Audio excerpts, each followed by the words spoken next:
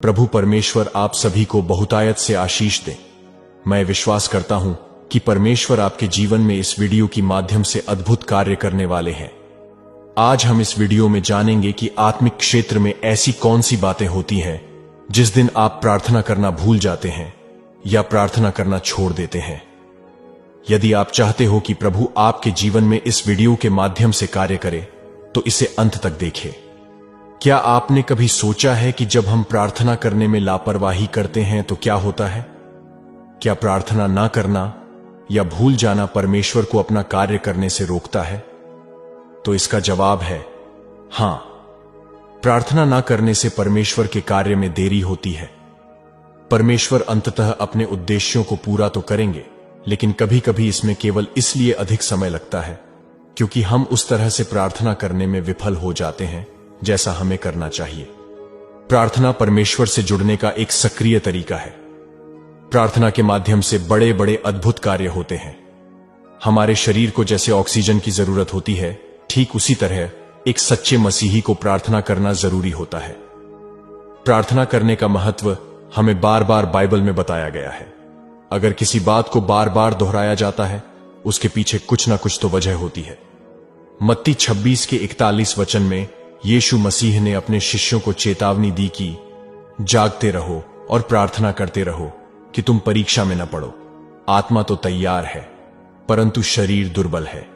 कई मसीही अक्सर खुद को प्रार्थना जीवन के साथ संघर्ष करते हुए महसूस करते हैं। उन्हें वह एक बोझ की तरह लगता है। परमेश्वर के साथ संगति करना कितना जरूरी है उसका महत्व वह भूल जाते हैं और वे यह समझने में विफल हो जाते हैं कि प्रार्थना उस ऑक्सीजन की तरह है जो उनकी आत्मा को जीवित रखती है।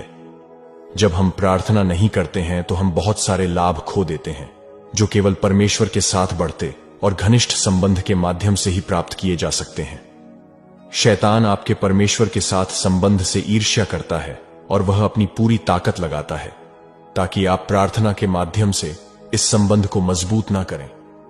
तो आज के इस वीडियो में हम ऐसे 5 महत्वपूर्ण बातों को देखेंगे जो आपके जीवन में होने लगती है जिस दिन आप प्रार्थना करना भूल जाते हो या फिर प्रार्थना करना छोड़ देते हो।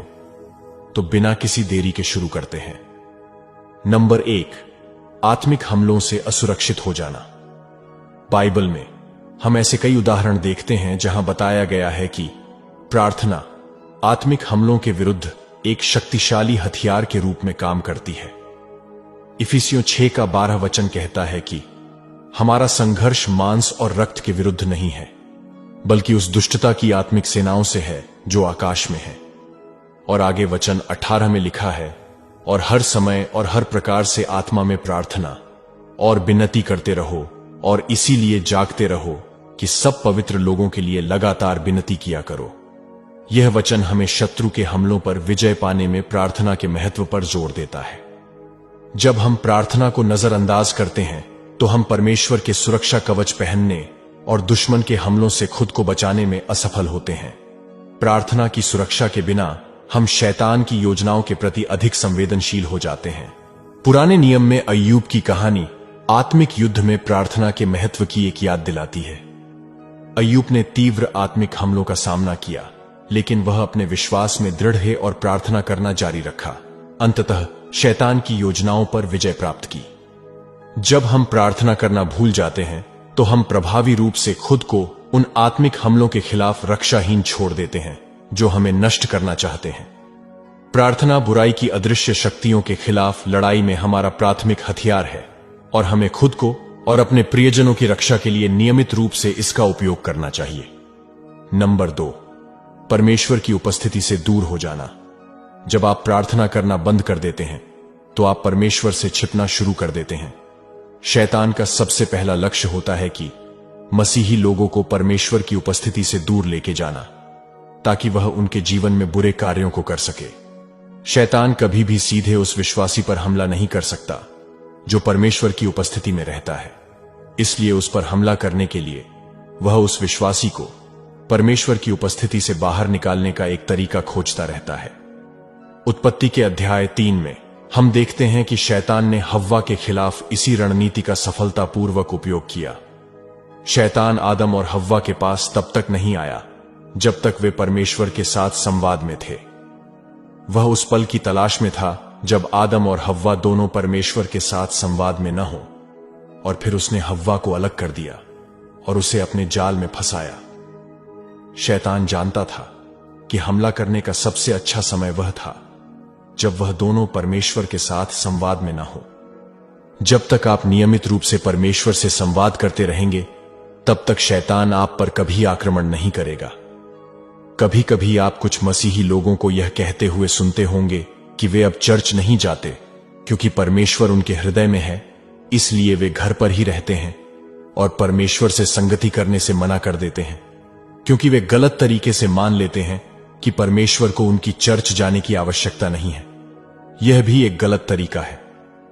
शैतान हमला करने से पहले उन्हें अलग कर देता है और वह उन क्षणों में आपका इंतजार करेगा जब आप परमेश्वर से अलग होंगे। हम या तो परमेश्वर की उपस्थिति से भरे हुए होते हैं या दुश्मन के प्रभाव के प्रति संवेदनशील होते हैं। यदि आप परमेश्वर से प्रार्थना के जरिए सक्रिय रूप से संवाद नहीं कर रहे हैं, तो आप अक्सर शैतान के साथ संवाद कर रहे होते हैं। प्रार्थना न करने वाला व्यक्ति सोच सकता है कि वह ठीक कर रहा है, लेकिन सच्चाई यह है कि वह वास्तव में शैतान से जुड़ रहा होता है। नंबर 3, आत्मिक समझ की कमी। प्रार्थना को महत्व न देने का एक और परिणाम आत्मिक समझ की कमी है। याकूब के 1:5 में लिखा है, पर यदि तुम में से किसी को बुद्धि की घटी हो तो परमेश्वर से मांगे, जो बिना उलाहना दिए सबको उदारता से देता है, और उसको दी जाएगी। स्पिरिचुअल डिसर्नमेंट या आत्मिक समझ की तलाश करने और हमारे जीवन के लिए परमेश्वर की इच्छा को समझने के लिए प्रार्थना आवश्यक है। जब हम प्रार्थना करने में विफल होते हैं, तो हम अपने द्वारा लिए गए निर्णयों में परमेश्वर के मार्गदर्शन और बुद्धि की तलाश करने का अवसर खो देते हैं। प्रार्थना में कमजोर व्यक्ति हमेशा गलत निर्णय लेता है, फिर वो चाहे उसके नौकरी के बारे में हो, उसके भविष्य के बारे में हो, करियर या फिर शादी से संबंधित निर्णय क्यों न हो। आध्यात्मिक विवेक की यह कमी हमें भ्रम और अनिश्चितता के रास्ते पर ले जा सकती है। प्रार्थना के माध्यम से परमेश्वर की इच्छा की तलाश करने से मिलने वाली स्पष्टता के बिना हम ऐसे विकल्प चुनने की गलतियां करते हैं जो हमारे लिए परमेश्वर की योजनाओं के अनुरूप नहीं है। प्रार्थना के माध्यम से आत्मिक बुद्धि के महत्व का एक उदाहरण राजा सुलेमान के जीवन में पाया जाता है। 1 राजा 3:9 में सुलेमान परमेश्वर से अपने लोगों पर शासन करने के लिए बुद्धि मांगते हैं और परमेश्वर उनकी मांग को स्वीकार करते हैं।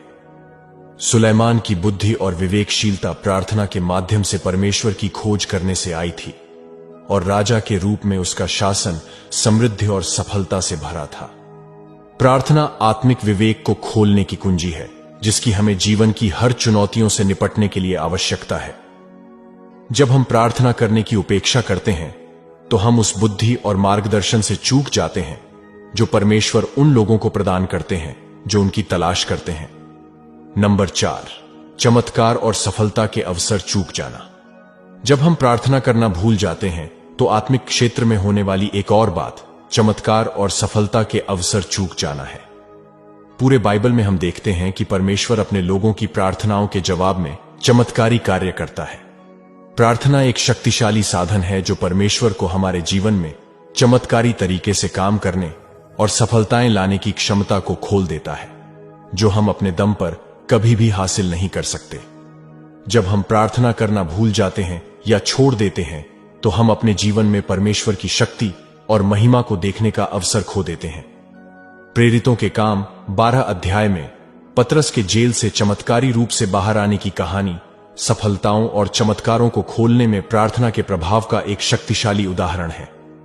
शुरुआती चर्च ने पतरस की रिहाई के लिए बहुत प्रार्थना की, और परमेश्वर ने उन्हें कैद से मुक्त करने के लिए एक स्वर्गदूत भेजकर जवाब दिया। प्रार्थना परमेश्वर के लिए हमारे हालात में हस्तक्षेप करने और अलौकिक सफलताएं लाने का द्वार खोलती है। जब हम प्रार्थना करना भूल जाते हैं, तो हम अपने जीवन में चमत्कार करने और परिवर्तनकारी बदलाव लाने के लिए परमेश्वर की क्षमता को सीमित कर देते हैं।